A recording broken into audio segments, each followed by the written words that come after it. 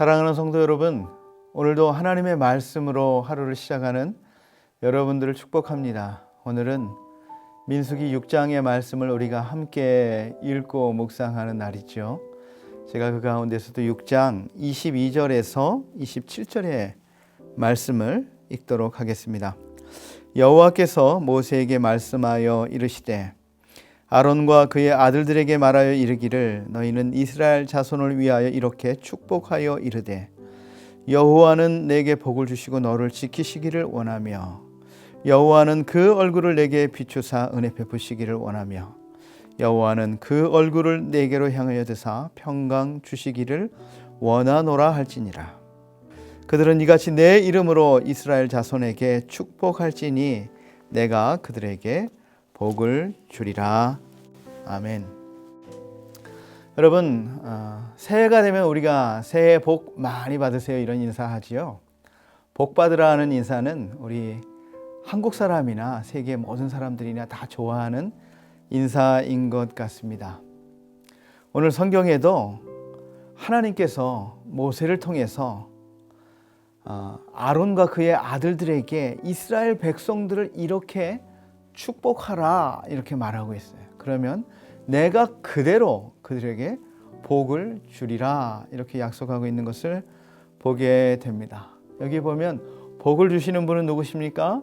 여호와 하나님께서 복을 주시는 것이고요. 아론과 그의 자손들은 제사장들은 그 복을 비는 사람들이시요. 오늘 하나님께서 우리에게 약속하신 복은 어떤 것인가? 세 가지로 살펴보도록 하겠습니다. 첫 번째로는 보호의 복을 주시겠다 약속하셨습니다. 24절입니다. 여호와는 내게 복을 주시고 너를 지키시기를 원하며 라고 했습니다. 여기서 지킨다라는 말은 울타리를 치신다 이런 뜻이에요. 여러분, 울타리를 우리가 언제 칩니까? 도둑이 넘어오지 못하도록, 침범하지 못하도록, 그 사나운 맹수가 넘어오지 못하도록 우리가 울타리를 치지 않습니까? 모든 악한 세력으로부터 보호해 주신다 이런 뜻이에요. 가난과 재앙과 각종 질병과 전쟁으로부터 보호해 주시겠다 이런 의미입니다. 여호와께서 우리에게 울타리를 쳐 주십니다. 신명기 32장 10절에도 이렇게 말씀하고 있습니다. 여호와께서 그를 황무지에서 짐승의 부르짖는 광야에서 만나시고 호위하시며 보호하시며 자기의 눈동자같이 지키셨도다. 이렇게 자기들이 그동안 겪어온 이 광야의 시간들을 뒤돌아보면서 이렇게 모세가 고백하고 있는 것이죠. 하나님께서 이렇게 절대적인 보호자가 되어 주시겠다고 하신 이 약속입니다. 여러분, 우리 인간은 얼마나 약한지 모릅니다. 하나님의 보호가 절대적으로 필요합니다. 여러분, 알렉산더 대왕을 알지요? 그는 33살에 전 세계를 정복했던 대왕이었습니다. 그러나 그가 어떻게 죽었습니까? 33살에 갑자기 말라리아라고 하는 열병에 걸려서 죽었습니다. 여러분, 말라리아가 뭐로 인해서 옮겨지게 되는지 아십니까? 모기에 의해서 옮겨지게 되는 것이죠. 알렉산더 대왕을 지키는 장군들이 얼마나 많겠어요. 그의 호위 부대가 얼마나 많겠어요. 그러나 그 많은 부대의 장수라 할지라도 모기 한 마리 막지 못하는 것이 우리 인간의 나약함이라고 할 수가 있지요.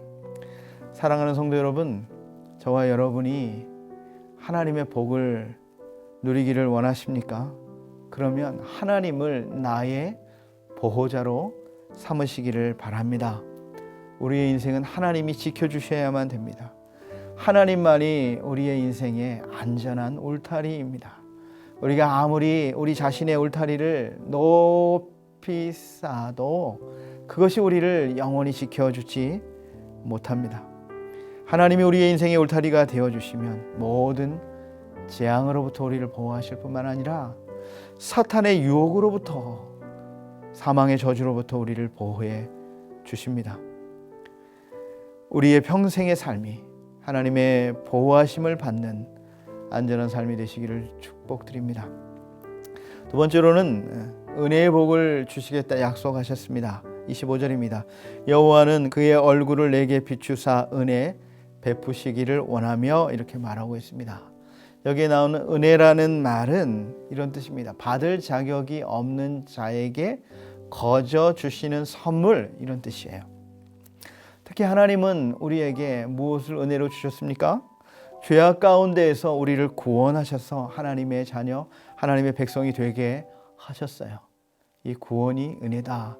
에베소서 2장 8절입니다. 너희는 그 은혜에 의하여 믿음으로 말미암아 구원을 받았으니 이것은 너희에게서 난 것이 아니요 하나님의 선물이라, 이렇게 말하고 있습니다. 하나님께서 우리에게 구원을 은혜로 주셨다. 구원을 선물로 주셨습니다. 정확히 말하면 대가 없이 주신 게 아니에요. 우리가 그 대가를 치를 수 없기 때문에 하나님께서는 우리를 구원을 은혜로 주신 것이지만 하나님께서는 엄청난 대가를 치르셨습니다. 그 대가가 무엇입니까? 바로 하나님의 아들의 생명의 핏값을 대가로 치르시고 우리에게는 이 구원을 은혜로 주셨다, 이런 것입니다. 거저 주시는 하나님의 선물, 구원을 우리에게 은혜로 주셨습니다. 사랑하는 성도 여러분, 이스라엘 백성들은 하나님의 은혜가 없이는 다 죽을 수밖에 없는 백성들이었습니다. 민수기가 어떤 내용입니까? 시내산을 출발해서 약속의 땅인 가나안 땅까지 가는 여정을 기록한 것이 민수기이지요. 그런데 그 민수기는요, 광야의 고난의 장소를 지나가야 하는 곳이죠. 여러분, 광야엔 누가 삽니까? 뱀과 전갈이 우글거려요. 식물들이 잘 살 수 없는 척박한 땅입니다. 광야는 마실 물도 없고 먹을 양식도 없는 곳이에요. 홀로 생명을 부지할 수가 없는 곳이 광야입니다. 그래서 하나님께서는 은혜로 날마다 그들에게 만나를 내려주셨어요. 목마르다고 외치는 사람들에게 반석에서 물이 나서 그들의 목을 축여 주시고 그들을 인도해 주셨습니다. 이 같은 광야에서 이스라엘 백성들은 하나님의 은혜로 생존할 수가 있었죠. 사랑하는 성도 여러분, 우리 역시 이스라엘 백성들이 광야의 길을 걷는 것과 같은 그런 우리 인생의 광야를 우리도 걷고 있습니다. 사실 하나님의 은혜가 없이는 우리도 하루도 살 수 없는 그런 인생을 살고 있는 것이지요. 우리가 살고 있는 이 광야는 참 죄악이 넘치는 세상입니다. 하나님께서 은혜로 우리를 돌보지 않으면 이 죄악 가운데 우리는 넘어지고 쓰러지고 마는 것이죠. 이 광야의 길에서 꼭 필요한 것이 바로 하나님의 은혜입니다. 바로 이 은혜를 누리며 사는 저와 여러분이 되시기를 바랍니다. 세 번째로는 평강의 복을 주시겠다고 약속하셨습니다. 26절입니다. 여호와는 그 얼굴을 내게로 향하여 드사 평강 주시기를 원하노라, 이렇게 약속하고 있습니다. 여기서 그 얼굴을 내게로 향하여 드사, 이 말은 무슨 표현이냐 하면 마치 어머니가 어린 아기에게 젖을 먹이면서 사랑스러운 모습으로 그 아기를 바라보고 있는 모습, 그것이 그 얼굴을 내게로 향하여 드사, 이런 표현이에요. 하나님께서 이렇게 우리를 바라보고 있다는 거예요. 어머니 품에 안겨서 그렇게 사랑스러운 어머니의 눈빛을 받으며 안겨있는 이 아이가 얼마나 평안하겠습니까? 하나님께서 우리를 이렇게 얼굴을 향하시고 우리에게 평강을 주신다 약속하셨습니다. 여러분, 평강이라는 단어, 샬롬이라는 단어 우리가 많이 들어보지 않았습니까? 샬롬이라는 단어는 소극적으로 전쟁이 없는 상태, 이런 뜻만 있는 것이 아니라 더 적극적으로 나아가서는요, 우리의 육체적으로, 정서적으로, 영적으로 전혀 부족함이나 모자람이 없는, 더 나아가서는 기쁨이 샘솟듯 솟아오르는 역동적인 평화의 상태를 말하는 거예요. 하나님께서 이런 평화를 우리에게 주시겠다 약속하고 있는 것입니다. 여러분, 아무리 많은 돈을 가지고 있어도 평화가 없으면 이것을 누릴 수가 없어요. 여러분, 아무리 높은 지위와 권력을 가지고 있더라도요, 평화가 없으면 이것을 누릴 수가 없고 결코 행복해질 수가 없는 것이죠. 여러분, 역사상 유명한 건축물들은 다 사람들이, 이 왕들이 불안해서 만든 건축물들이 많습니다. 여러분, 이집트의 피라미드가 어떻게 세워졌습니까? 바로 파라오가 죽음에 대한 이 불안 때문에 만든 것이 피라미드죠. 여러분, 만리장성 어떻게 만들어졌습니까? 황제의 적들의 침입에 대한 불안함 때문에 만들어진 것이 만리장성이지요. 창세기 11장의 바벨탑도 흩어짐에 대한 그런 불안 때문에 쌓은 탑이 바로 바벨탑인 것입니다. 인간은 불안이 강해질수록 그것을 지키기 위한 이 탑도, 인간이 쌓은 탑도 더 높아질 수밖에 없는 것이죠. 근데 이러한 불안은요, 하나님과의 관계가 온전하지 못하기 때문에 생기는 마음의 현상이라고 할 수가 있습니다. 근데 예수님은 오늘 우리에게 세상이 줄 수 없는 평안을 주시기에 오셨다, 이렇게 말씀하고 있어요. 요한복음 14장 27절입니다. 평안을 너희에게 끼치노니 곧 나의 평안을 너희에게 주노라. 내가 너희에게 주는 것은 세상이 주는 것 같지 아니하니라. 너희는 마음에 근심도 말고 두려워하지도 말라라고 했습니다. 여러분, 세상이 주는 평안은 잠시 잠깐이요, 환경적인 거예요. 외적인 것입니다. 외적인 어려움이나 문제가 없을 때 잠깐의 평안이 주어지지만 하나님이 주시는 평안은 내적인 평안이요, 외적인 환경과 관계가 없는 완전한 평안입니다.